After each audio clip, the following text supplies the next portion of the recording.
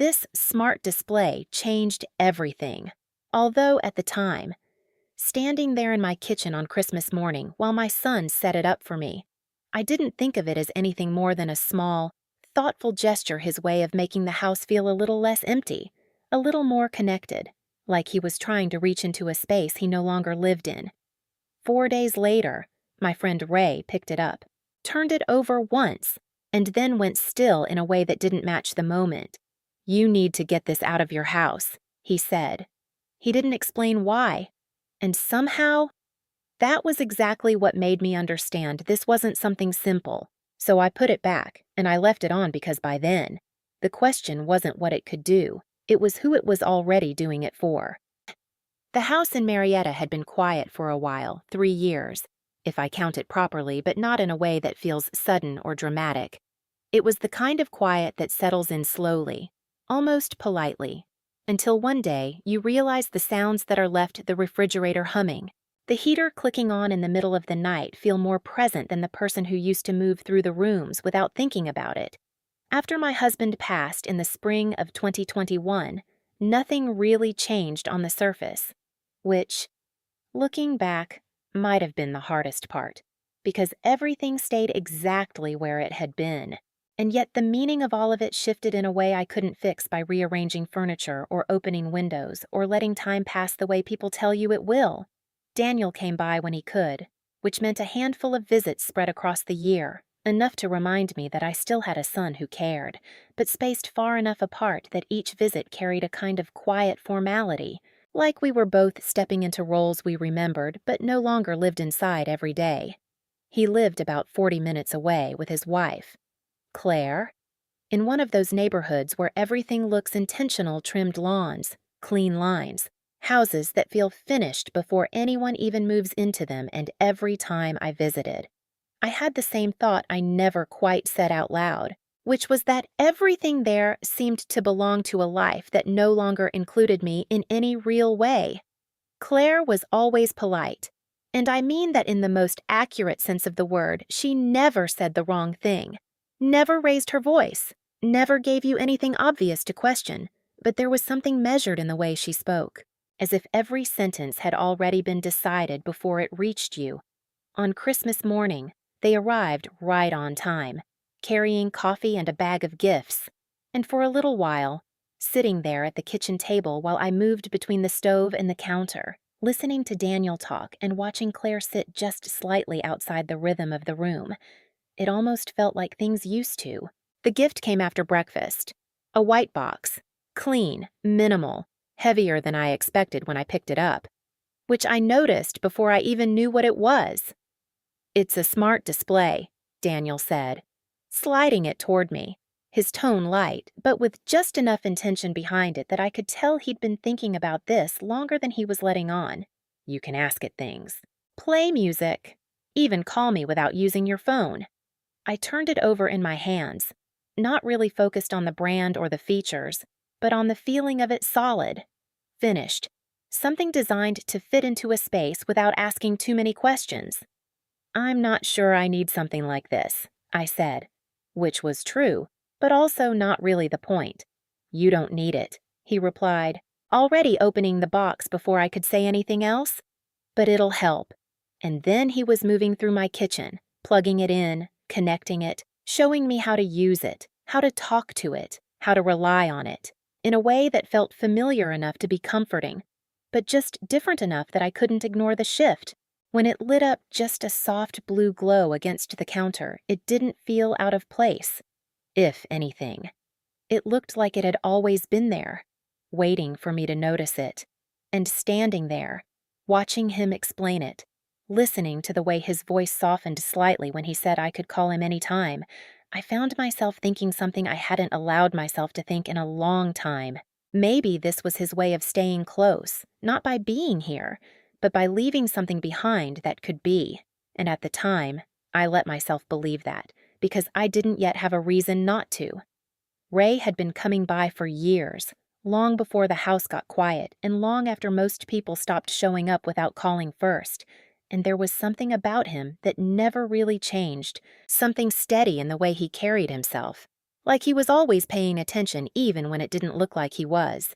He came by 2 days after Christmas with the usual things, a bottle of bourbon and a container of cookies his wife still insisted on sending every year, and for a while, everything felt ordinary enough that I almost forgot about the new presents on the counter, the soft blue light that had already started to feel like part of the room. We sat in the living room, talking about small things that didn't really matter but still felt necessary, his grandkids, the weather, a gutter I'd been meaning to fix, and eventually the conversation slowed, the way it always does, until it gave way to that kind of silence that doesn't need to be filled. At some point, he got up to refill his glass. I didn't think anything of it, but when he came back, he was holding the display, and the way he held it careful, deliberate, like it required more attention than it should have, was the first thing that made me look twice. "When'd you get this?" he asked, turning it slightly in his hands. "Christmas," I said. "Daniel brought it, set it up himself." He didn't answer right away, and that pause, small as it was, felt out of place, because Ray wasn't the kind of man who hesitated unless he was choosing his words. He ran his thumb along the edge, then flipped it, angling it toward the light, his eyes narrowing just enough that I recognized the expression before I understood the reason for it. "This has been opened," he said. I let out a breath that was almost a laugh, more reflex than reaction. "It's new." He looked up at me then, and there was nothing uncertain in his face. "Devices like this don't leave the factory like that." I glanced toward the counter, toward the blue light still glowing, still steady, still ordinary in every way that mattered at least a moment ago. "So what are you saying?" I asked. He set it down slowly, turning the screen away from both of us, as if that mattered. "I'm saying," he replied, after a brief pause that stretched just a little too long, "you don't unplug it." I frowned. "Why not?" He held my gaze for a second. "Longer than usual, because the second it goes dark," he stopped there, just long enough for the meaning to settle in on its own. "Whoever's listening will know you've figured it out." Ray didn't push after that. He just said he had someone who could take a look at it. Someone who knew what they were doing, and the way he said it made it clear this wasn't the kind of thing you brought to a repair shop or asked a neighbor about over the fence. I agreed without asking too many questions, which, thinking back on it now, probably had less to do with trust and more to do with the fact that I wasn't sure I wanted the full answer yet. Not until I knew what kind of problem I was actually dealing with. The man came by on a Thursday afternoon, the kind of gray Georgia day where the light never quite settles and everything feels a little muted, like the world itself is holding something back. He didn't introduce himself beyond a first name I didn't quite catch, and he didn't make small talk either. He just walked in, nodded once at Ray, and went straight to the kitchen. The device was still there on the counter. Same place, same soft blue glow. It looked exactly the way it had the day Daniel set it up, and somehow that made it harder to look at, not easier. He unplugged it, turned it over, and got to work without saying a word, using tools small enough to disappear in his hands, his movements precise in a way that didn't feel experimental. It felt practiced, like he had done this before, more than once, and knew exactly what he was looking for. I stood a few steps back, arms loosely folded, watching without interrupting, noticing the way he handled it not like a broken appliance, but like something that might react if it were handled the wrong way. There's a difference between someone figuring something out and someone confirming something they already suspect. He moved like the second kind. After about 40 minutes, he put it back together, set it down exactly where it had been, and plugged it back in. The blue light came back on. No change, no signal that anything had happened at all. He didn't explain anything to me, just looked at Ray. Ray gave a small nod, and then they left. That was it. No summary, no reassurance, just the absence of both. Ray called that evening.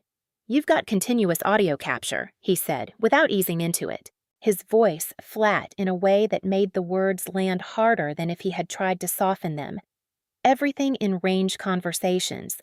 Speaker calls its recording, storing locally, then transmitting on a schedule."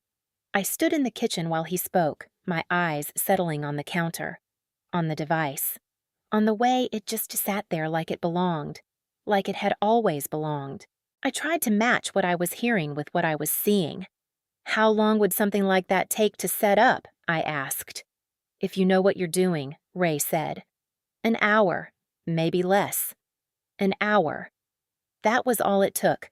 I thought about Christmas morning, Daniel standing in this exact spot, opening the box, plugging it in, explaining everything step by step, his voice calm, patient, familiar in a way that made it easy not to question anything, but Ray had been clear. This wasn't factory, which meant whatever had been done to it had already been there before it ever reached my kitchen. And once that thought settled in, the question shifted without me having to force it. It wasn't how anymore. It was who. "Why would someone do this?" I asked quietly. Ray didn't answer right away. "You don't set something like this up out of curiosity," he said finally. "You do it because you're trying to get ahead of something money. Property, control, control." That word stayed with me long after the call ended, long after the house had gone quiet again, long after I found myself standing in the kitchen with the light off, the only glow coming from the device on the counter. I could have unplugged it. The thought crossed my mind more than once, but Ray had been clear.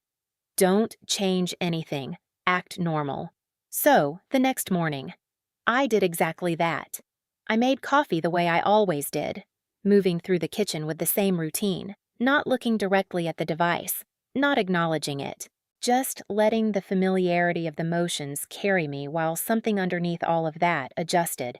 And somewhere between pouring the coffee and setting the cup down, I said something out loud, like it had just crossed my mind. "I should probably do something about the Whitlock place," I murmured, casual, unforced. "That equity's just sitting there." I paused, just long enough. "Might be time to sell." I didn't repeat it, didn't look at the device, just finished my coffee and waited, because if someone really was listening, then eventually they were going to answer. Daniel called that afternoon, earlier than he usually would, which, on its own, might not have meant much. But given everything I had just been told and everything I had just done, it was enough to make me stop before I answered. Just long enough to register the timing. "Hey, Mom," he said, his voice easy, familiar, like nothing had shifted. "You busy? Just around the house?" I replied, keeping my tone steady, letting it sit in that space where it didn't invite anything extra. There was a brief pause, not long, but noticeable. "If you were paying attention." "I was thinking," he said, "about that Whitlock place you mentioned." I didn't respond right away, not because I didn't have an answer, but because I needed to feel what that moment meant before I stepped into it. "I don't remember mentioning it," I said, light enough to pass as forgetfulness. "You did," he replied, a little too quickly. Earlier today, in my kitchen, alone. I didn't look at the device, but I was aware of it in a way that didn't require turning my head. Like you can feel someone in the room without seeing them. "Just something I've been thinking about," I said. "Yeah," he continued, and now there was something under his voice, something more deliberate. "It might be a good time. Market's decent. And honestly, managing property like that on your own. At your age, it can get complicated. At your age." He said it carefully, like he had already rehearsed the tone. "I've managed fine so far," I replied. Not sharp, but with just enough edge that it didn't pass unnoticed. "I know," he said quickly. "I just want to make sure everything's manageable. Bills, paperwork, all of it. Claire knows people who can help with estate planning, just to get things organized." Claire knows people. I let that sit for a moment, not reacting, just absorbing the way it fit into everything else. "I'll think about it," I said. "Good," he replied, almost relieved. "Maybe I'll stop by this weekend. We can talk it through." "Sure," I said, and ended the call before the conversation had room to stretch into something else. I stayed where I was after that, didn't move, didn't reach for anything, because it wasn't just that someone had heard what I said, it was how quickly they had acted on it. That wasn't curiosity, that was timing, structure. And slowly, without any one moment announcing it, the pieces began to align in a way that felt less like coincidence and more like intention. The questions about my health, my routines, my finances, the suggestion that things might be getting harder for me. All of it placed just carefully enough to look like concern while building something underneath it. A version of me that would be easier to manage, easier to step in for. And standing there in my own kitchen, I realized something I probably should have seen sooner. This wasn't leading to a conversation. It was already becoming a case. Daniel came by that Sunday, alone this time, and I noticed it before I even opened the door.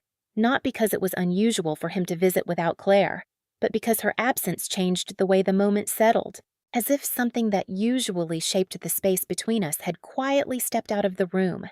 He walked in, set his keys down, and moved toward the kitchen with the same familiar ease, the kind that comes from years of habit rather than intention.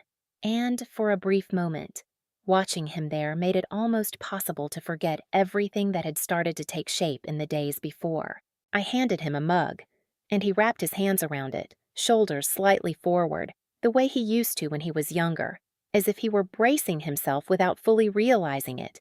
He asked about my sleep, then my knee, then the house. Each question placed gently enough that, taken alone, it could have passed for care, but together, they formed a pattern that was harder to ignore the longer I listened. When he brought up the bills, his voice stayed light, almost casual, but he didn't quite meet my eyes when he said it. And that small hesitation more than the question itself was what made it clear that this wasn't about understanding how I was doing. It was about documenting it. "I've been managing longer than you think," I said. Not sharply, but with enough weight that he looked up for a moment, like something in his expectation had shifted. He nodded, said he just wanted to make sure everything was okay. And maybe, not long ago, that would have been enough for me. Maybe I would have accepted it the way I had accepted everything else. But by then, I understood too much. He stayed for about an hour, long enough to complete whatever version of the visit he had planned, and when he left, it felt slightly rushed, like the conversation had only been one part of something larger already in motion. He forgot his jacket on the hook by the door. I noticed it after his car pulled out of the driveway, the sleeve still holding the shape of his arm, the pocket slightly open in a way that didn't feel accidental. I reached for it without thinking, meaning only to set it aside, but the moment I lifted it, I felt something inside that didn't belong to the jacket at all. And that was when the decision stopped being something I was considering and became something I had already made. I didn't open the pocket right away. Instead, I set the jacket on the chair by the door and left it there for a minute, my hand resting on the fabric longer than it needed to, because something about the weight inside it felt deliberate, as if whatever was there hadn't ended up in that pocket by accident, and opening it would mean crossing a line I couldn't step back from once I did.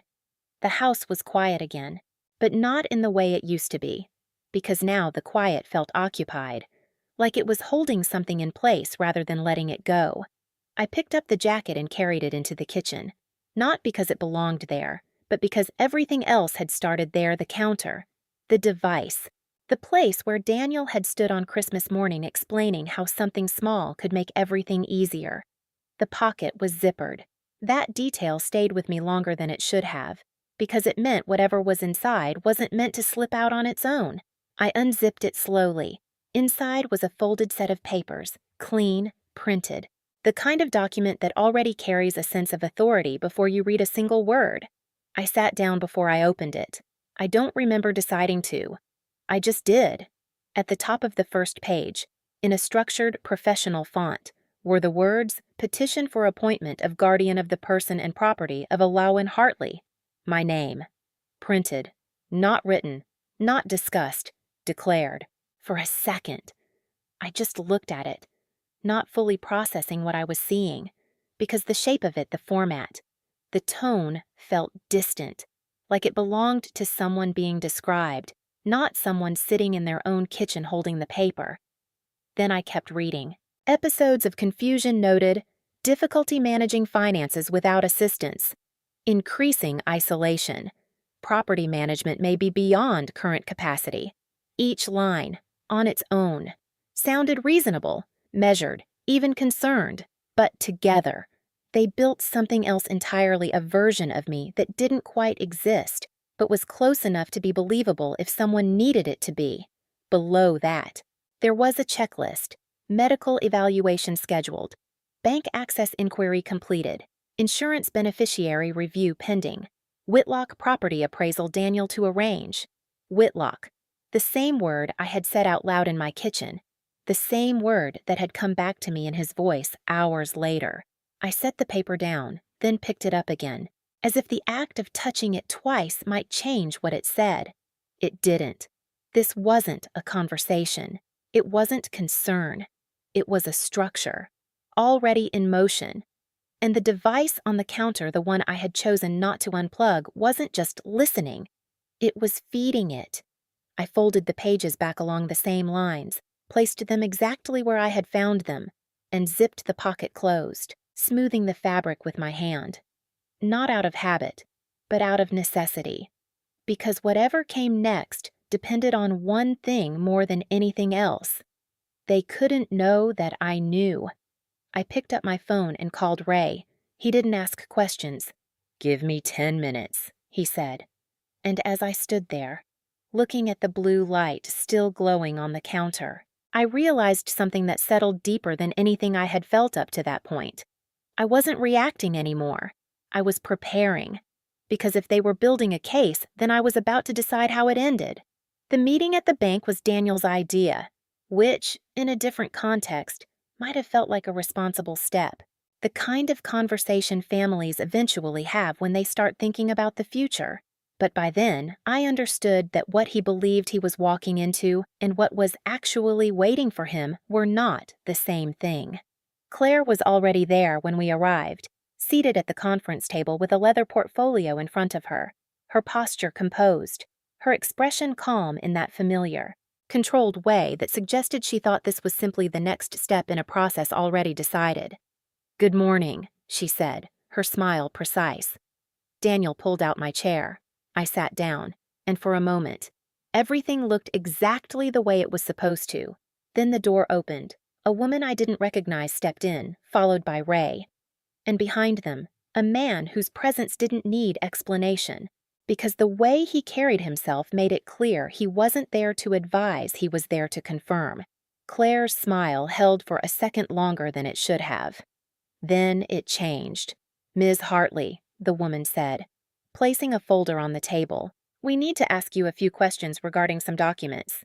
Claire leaned forward slightly, her voice steady. "This is part of the estate planning process." "It isn't," I said. I didn't raise my voice. I didn't need to. The room shifted anyway. The documents were laid out one by one, the petition, the notes in her handwriting, the insurance changes, and as they spread across the table. What had been careful and contained began to look exactly like what it was. Daniel didn't speak at first. He just looked. At the pages, at the signature, at her. "I didn't know about this," he said finally, his voice lower than I had ever heard it. Claire turned toward him, sharper now. "Daniel, don't I need to see it?" he said, cutting across her, not loudly, but with a certainty that hadn't been there before. And in that moment, something shifted, not all at once, but enough. Because for the first time since this began, he wasn't looking at me for reassurance. He was looking at her for the truth. Claire was arrested before we left the building, and the shift from control to consequence happened so quickly it almost felt procedural, like something that had been waiting just outside the room and finally stepped in once it had what it needed. She didn't raise her voice, didn't argue. She only looked at Daniel once, and whatever she expected to find, their support, hesitation, something she could still hold on to, wasn't there anymore, because by then he was still seated, his hands flat against the table, his eyes fixed on the documents as if they might rearrange themselves into something he could recognize. They didn't. The investigation moved forward in the weeks that followed. Not dramatically, but steadily. the way things do when they're built on records instead of emotion. And what came out of it was less surprising than it was complete. Financial pressure, hidden debt, accounts opened without full disclosure, a sequence of decisions that made sense only until someone laid them out in the right order. Claire was charged, Daniel cooperated, and while those distinctions mattered in court, they didn't change what it felt like to sit in a room and realize that everything you thought was concern had been something else entirely. Because some outcomes don't arrive with noise. They arrive quietly and then stay. Daniel called me about 6 weeks later, and I remember letting the phone ring a little longer than I normally would, not because I didn't recognize his name, but because I was trying to understand what exactly. I was still ready to hear. When I answered, he didn't ease into it. "I'm sorry," he said, and there wasn't any structure to it this time, no careful wording, no sense that he was guiding the conversation toward a specific outcome, just the sentence itself, sitting there without anything to support it. I didn't interrupt. I didn't fill the silence for him. I just listened. He said he should have asked more questions, that he had seen things that didn't quite make sense and chose not to follow them, and that somewhere along the way, he convinced himself it was care, because that version of it was easier to live with. I understood what he meant. That didn't make it easier. When he finished, I told him I needed time. And I meant it. Because some things don't change just because you finally see them clearly. They shift, slowly, and not always in the direction you hope. After the call ended, I sat there for a while, the house quiet again, but no longer unfamiliar, and for the first time since all of this began, I realized the silence didn't feel like something that had been taken from me. It felt like something that had been given back. The house is quieter now, but it's a different kind of quiet than it used to be. One that doesn't feel like something missing so much as something settled, as if the space has finally returned to itself without anything hidden inside it. I still make coffee in the same place every morning, still move through the kitchen the way I always have, but there's no blue light on the counter anymore. No small presents waiting. No sense that the room belongs to anyone but me. Daniel sent a card on my birthday this year, 3 sentences, handwritten, careful in a way that told me he had thought about each word longer than he used to. I read it once, then again, and I set it on the mantel without answering. Because trust, I've learned, doesn't come back all at once. It returns slowly, if it returns at all.